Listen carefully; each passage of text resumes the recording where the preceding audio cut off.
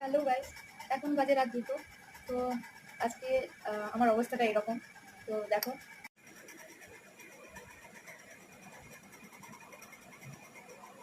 মানে এত প্র্যাকটিক্যাল লেখা আছে।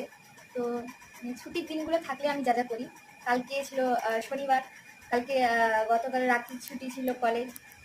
তো কালকের দিনটা পুরো ল্যাদ খেয়ে কাটিয়েছি। আজকে সকাল থেকে পুরো ল্যাদ খেয়েছি। সন্ধ্যাবেলা গিয়ে মনে হলো না, কিছু খাবার আনতে যেতে হবে বাজারে। খাবার নিয়ে এলাম বাজার থেকে। তারপর মনে পড়লো যে আমার প্রজেক্টগুলো বাকি আছে।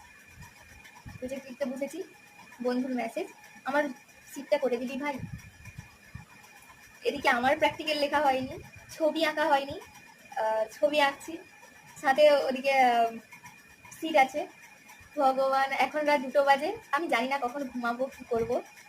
কালকে ক্লাস আছে, দেখা যাক কি হয়। চলো।